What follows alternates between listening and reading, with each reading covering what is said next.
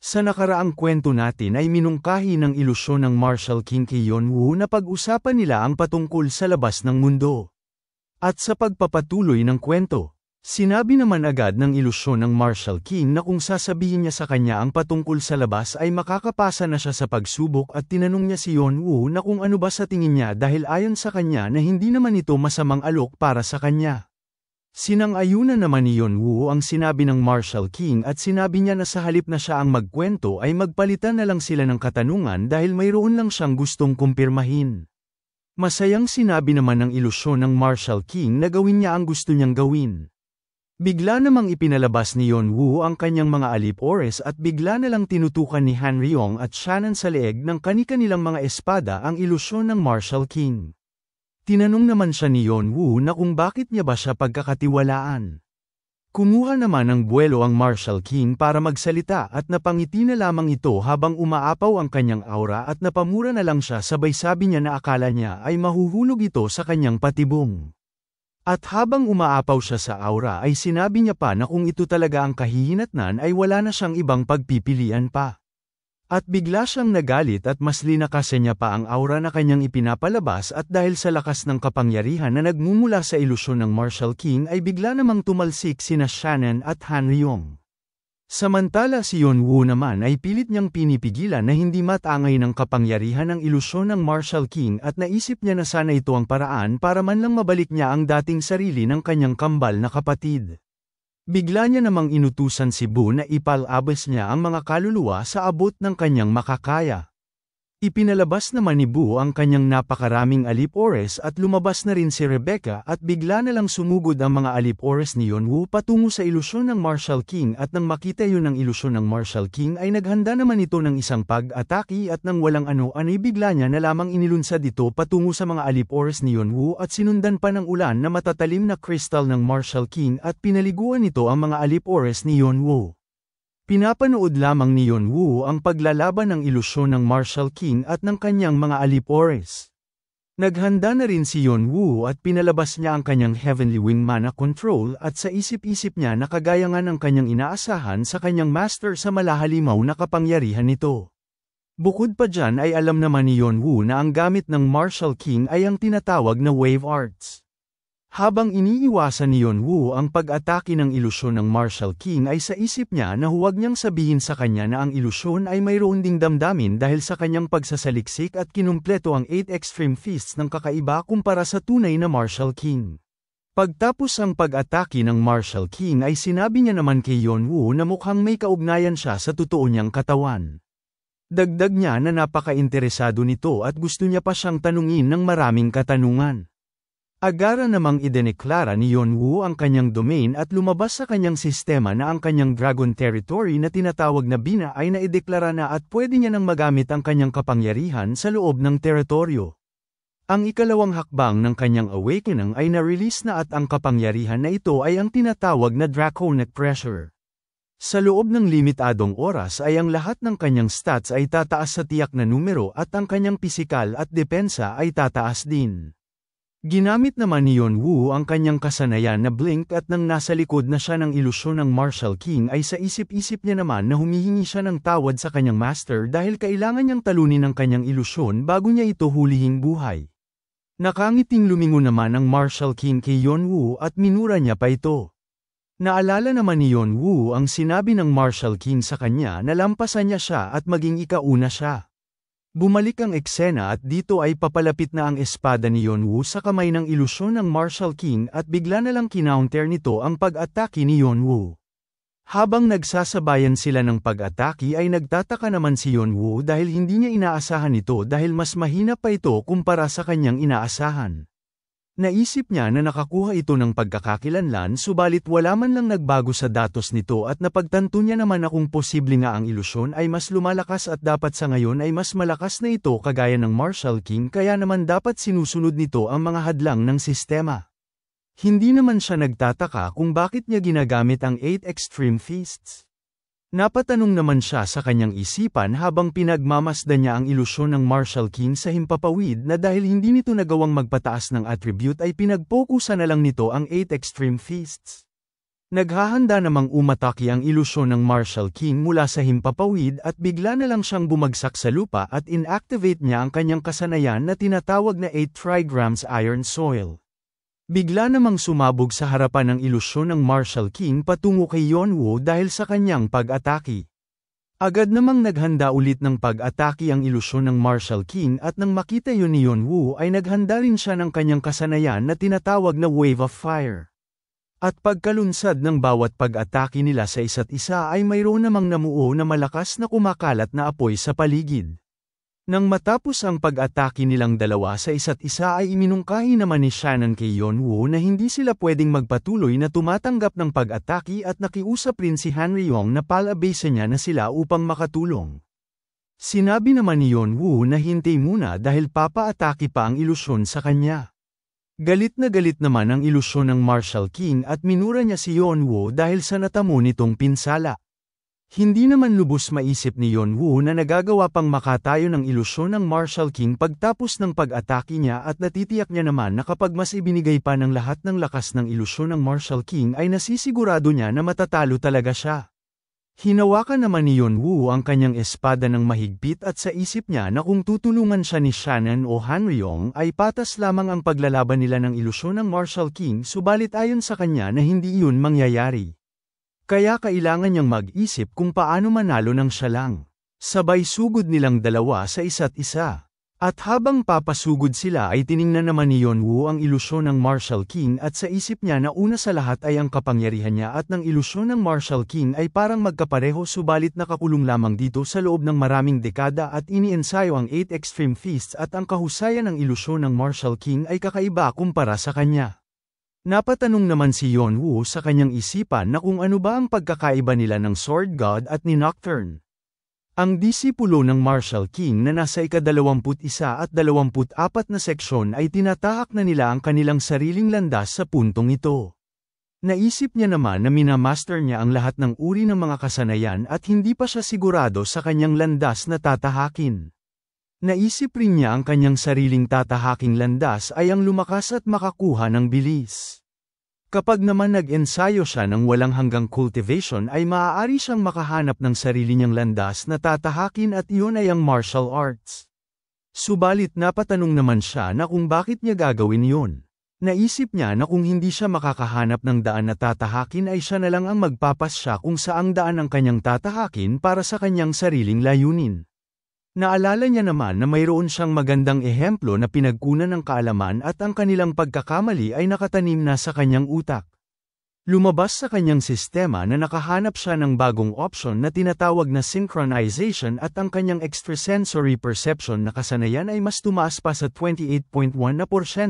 Ginaya niya naman ang galaw ng Sword God at habang ginagawa niya yun ay sa isip-isip niya na ang tatahakin niyang daan ay ang mas matibay at mas malakas kumpara sa Sword God at yun ay ang tinatawag na direktang lakas. Bigla namang pinakawalan ni Yonwoo ang kanyang hinandang pag-atake patungo sa Marshall King at hindi naman nagawang iwasan yun ang ilusyon ng Marshall King at sa isip-isip niya na hindi siya makapaniwala dahil ibang-iba na ito kumpara kanina.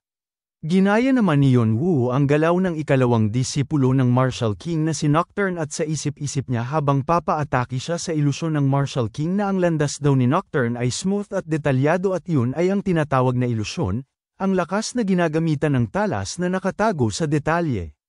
Habang papaatake si Yonwoo ay nagtataka naman ng ilusyon dahil mag-isa lang daw ang kanyang kalaban ngunit parang marami siyang kinakalaban. Bigla namang inactivate ni Yonwoo ang kanyang kasanayan na tinatawag na secret technique na guhul at naputol ang kamay ng ilusyon ng Marshall King. Ang guhul naman ay isa sa porma ng 8 Extreme Feasts. Napa-atras naman ang ilusyon ng Marshall King dahil sa pinsala na kanyang natamo at sa isip-isip ni Yonwoo na ang susunod niyang gagayahin ay ang pinakamalakas na tao na nakita niya ngayon at yun ay ang Marshall King at sinambit niya naman ang pangalan ng Marshall King habang naghahanda siya ng pag-atake. Nang makita ng ilusyon ng Marshall King ang galaw ni Yonwoo na parang katulad sa kanya ay nagalit naman ito at napatanong sa kanyang sarili na kung minamaliit at pinagtatawanan ba siya ng isang ito. Habang inaatake nila ang isa't isa ay sa isip ni Yonwoo na ang landas na tinahak ng Marshall King ay ang tinatawag na Road of the Tyrant. Ang bangis na ginagawa sa kalaban at isinasailalim ito sa nangingibabaw na pressure. Bumuga na lamang ng dugo ang ilusyon ng Marshall King at sa isip-isip niya na kung matatalo siya dito at sinambit niya naman ang All for One. Samantala So Yeon-woo naman ay naghahanda upang tapusin na ang ilusyon ng Marshall King at ang huling landas na kanyang gagayahin ay ang sa kanyang kapatid na tinatawag na Heaven Wing at ang landas na tinahak ng kanyang kapatid ay ang kalayaan sabay atake niya ng napakabilis sa ilusyon ng Marshall King at nahati ang katawan nito. Sa puntong yun ay nakalasap si Yeon-woo nang gusto niyang tahakin na landas. Ang landas na kanyang tatahakin gamit ang bilis na sa sobrang bilis ay maging ang mga Diyos ay hindi siya makikita. At iyon ay ang tinatawag na divine speed. Lumabas sa kanyang sistema na natapos niya ng ligtas ang pagsubok sa ika-32 na seksyon. Sa kalagitnaan ng pagsubok ay nakagawa siya ng progreso. Nakagawa na naman siya ng hindi madaling mapagtagumpayan at bibigyan na naman siya ng karagdagang gantimpala. Habang naglalaho ang ilusyon ng Marshall King ay sa isip niya naman na ang ilusyon na yun ay hindi sa Marshall King. Dahil ang Marshall King na kanyang kilala ay mas malakas, mas mayabang at malayang tao kumpara sa kahit sinong tao sa mundong ito. Ang ilusyon daw na yun ay isang shell lang na obsessed kay All for One. Tinanong naman siya ni Shannon na kung hindi niya nabababalikan na kunin ang ilusyon ng kanyang kapatid. Napapikit naman si Yeon-woo sabay sabi niya na hindi na dahil napagtanto niya habang pinagmamasdan ang ilusyon ng Marshall King dahil kahit nakunin niya pa ang ilusyon ng kanyang kapatid ay hindi niya pa rin masasabi na yun ang totoo niyang kapatid at malaking insulto ito sa kanyang kapatid kapag nangyari yun. Sa isip naman ni Yeon-woo na habang inaalala niya ang kanyang kapatid na hindi niya na ito makikitang muli. Ayon sa kanya na parang umaasa siya sa napaka-imposibleng pangarap. Naisip niya na hindi ito ang oras para sa ganyan at napagdesisyonan niya naman na kailangan niyang matapos ang ika-21 na palapag ng tore sa mas lalong madaling panahon. Lumabas sa kanyang sistema na ang pagsubok sa ika-33 na seksyon ay mag-uumpisa na. Sa isip-isip naman ni Yeon-woo na ito na ang huling seksyon at napatanong naman siya sa kanyang isipan na kung anong uri ba ng tao ang nangunguna dahil maging ang Marshall King ay hindi nagawang matalo. At ang taong ito ay nagngangalang All for One. Lumabas sa kanyang sistema na ang paglalaban nila ng nangunguna na si Vivesvat ay uumpisahan na maya-maya. At iminungkahi ng sistema na maghanda na ito bago pa matapos ang pagbibilang. Ang simulation ni Vivesvat ay nabura dahil sa hindi malamang rason at ang datos nito ay hindi na matagpuan. Automatic niya namang nakumpleto ang pagsubok sa ika-33 na seksyon at ang lahat ng kanyang pagsubok ay natapos na. Pagtapos mabasa yun ni Yeon-woo ay hindi naman siya makapaniwala dahil dun. Lumipat ang eksena sa pagawaan ni Hanova at dito mayroong dumating na isang tao at sinabi nito kay Hanova na mawalang galang na at agad namang sinabi ni Hanova na sarado na sila para tumanggap pa ng magpapagawa. Ang dumating sa lugar ay ang Bao God na si Zhang Wei at sinuri niya naman ang pagawaan ni Hanova. Nagalit naman si Hanova at minura niya si Zhang Wei at sinigawan niya ito na sinabihan niya na ito na sarado sila at tinanong niya ito na kung sino ba siya. Tinanong naman siya ni Zhang Wei na kung siya nga ba si Hanova habang nasa likuran niya ang punyal. Pag-alit naman na tugon ni Hanova na siya nga at kung ano naman sa kanya at bigla na lang siyang nagulat dahil mayroong lumabas sa kanyang sistema at sabi dito may bagong record ang naset sa ika-21 na palapag ng tore sa Hall of Fame at tinanong siya ng sistema na kung gusto niya ba itong suriin. Sinuri naman ni Hanova ang kanyang sistema at nakita niya na may kapantay na si Vivesvat at iyon ay si Yeon-woo.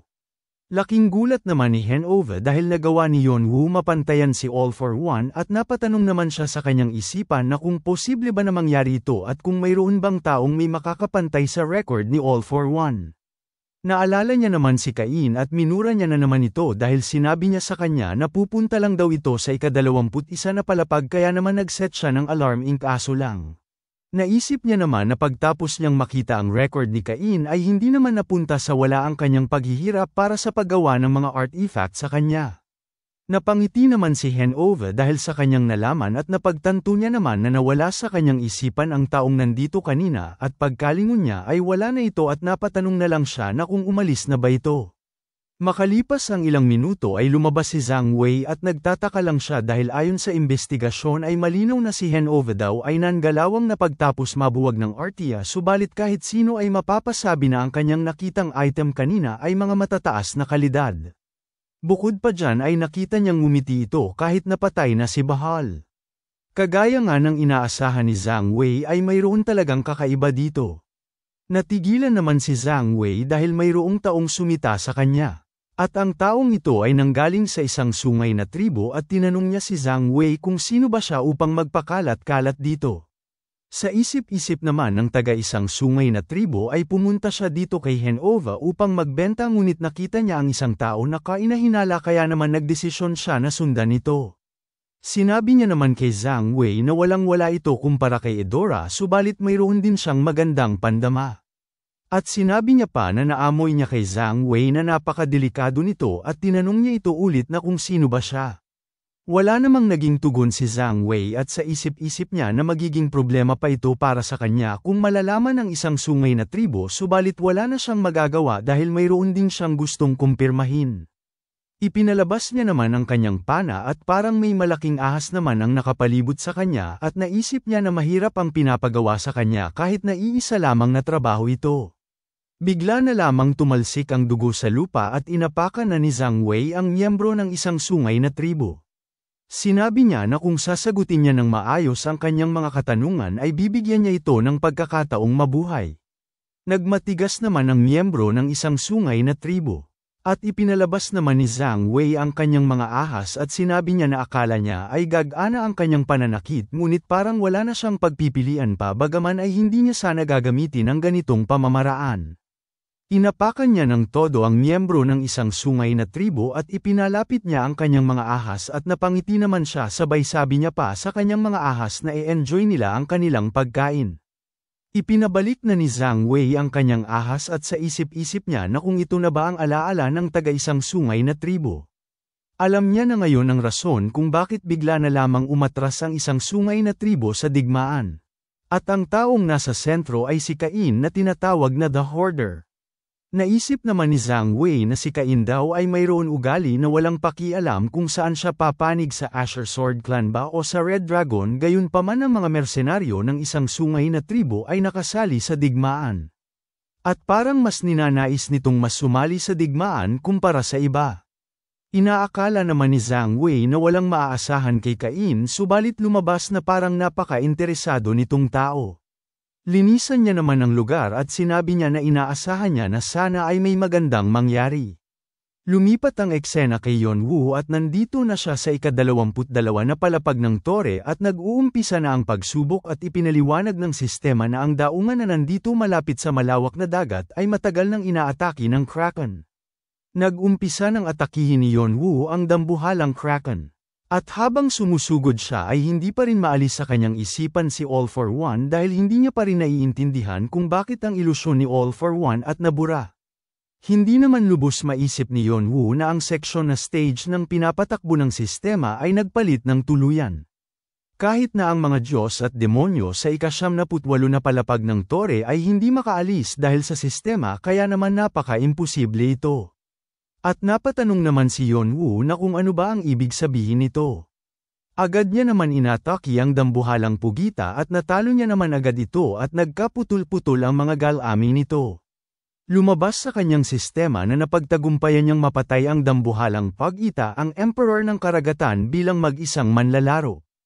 Nakagawa na naman siya ng tagumpay na hindi madaling mapagtagumpayan at bibigyan na naman siya ng karagdagang karma at nakakuha siya ng 35,000 na kabuuang karagdagang karma. Tinanong naman siya ng sistema na kung gusto niya bang irehistro ang kanyang pangalan sa Hall of Fame. Ganun pa rin ang kanyang pasya na hindi irehistro ang kanyang pangalan sa Hall of Fame. Samantala si Rebecca naman ay kinuha niya ang galami ng dambuhalang pagita. Lumabas sa sistema ni Yonwoo na ang Diyos ng Karagatan na si Poseidon ay nagpapakita ng interes sa kanya at kinokonsidera na ang kanyang posisyon bilang apostol. Nang mabasa yun ni Yonwoo ay nagtataka naman siya kay Poseidon dahil pagkarating niya sa Treasury of Olympus ay wala na siyang oras para makipag-usap sa mga ito. Naisip niya rin na wala siyang plano na tanggapin ang inaalok ng mga Diyos sa kanya kahit ano pa ang inaalok sa kanya. Napagtanto naman ni Yonwoo na wala na siyang dapat na sayangin na oras dito dahil sinabihan siya ng taga-night watch na si Braham daw ay nasa ika-23 na palapag ng tore at bigla na lang itinago ni Braham ang kanyang lokasyon nitong mga nakaraang araw lang. Napagdesisyon na naman ni Yonwoo na pupunta na siya ngayon sa ika-23 na palapag ng tore. Pagkarating ni Yonwoo sa ika-23 na palapag ng tore ay lumabas sa kanyang sistema ang patungkol sa pagsubok sa ika-23 na palapag ng tore at ipinaliwanag dito na hindi kagaya ng kasalukuyang mga demonyo na nakadevelop ng civilization at pwede nilang kalabanin ang mga Diyos. Ang ninuno ng mga demonyo ay isinilang sa hindi matukoy na lupain. Dahil sa walang maayos na pinanggalingan ng liwanag ay ang kalangitan ay permanenteng kulay pula na at mayroong tagtuyot ng daan-daang taon na. Lumalabas na ang lupain na ito ay walang nilalang na makakaligtas. Subalit misteryosong nag-evolve ang mga nilalang at naninirahan dito. Ang demonyong puno na hindi malaman ang pinagmulan ay nanganak mula sa enerhiya ng mundong ito. Iminungkahi ng sistema na subukan niyang makaligtas sa pag-atake mula sa mga sakim na demonyong puno at mga gutom na mga anak nito. Kapag mas maraming demonyong puno ay anak ang kanyang mapatay ay mas may pakinabang ito sa kanyang kaligtasan. Napatanong naman si Yonwoo na kung ito na ba ang itsura ng tribo ng mga demonyo. Ang kanilang panlabas na anyo ay tanging instincts lamang subalit mga katwiran.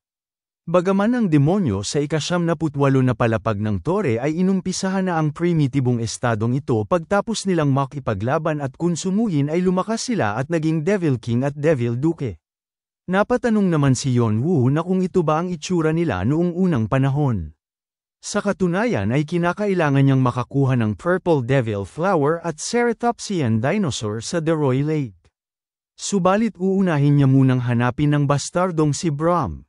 Bigla namang umalis si Yonwoo at habang tinatahak niya ang daan ay napatawa na lang si Shannon dahil ayon sa kanya nalaruan niya lamang ang lugar na ito at napatanong na kung ang ika-23 na palapag ng tore ay palagi bang ganito kaganda. Tugon naman ni Hanryong na malamang siguro ay dahil mas lalo silang nag-iba. Nilalabanan nilang lahat ang mga demonyo at lumabas sa sistema na si Boo ay kinonsumo ang Phantom 21 at ang demonic element niya ay may tumaas sa 2 puntos. At dito nakita ni Yonwoo ang lugar na kung saan itinuro ng taga-night watch sa kanya at may nakita siyang mga taong nakaputing balabal. Hanggang dito na lang muna mga bossing. Kung gusto mong subaybayan ang kwentong ito, mag-like, comment, subscribe at i-hit mo na rin ang notification bell para ikaw ang unang makapanood pag may bago tayong upload. Kita-kits sa susunod mga boss.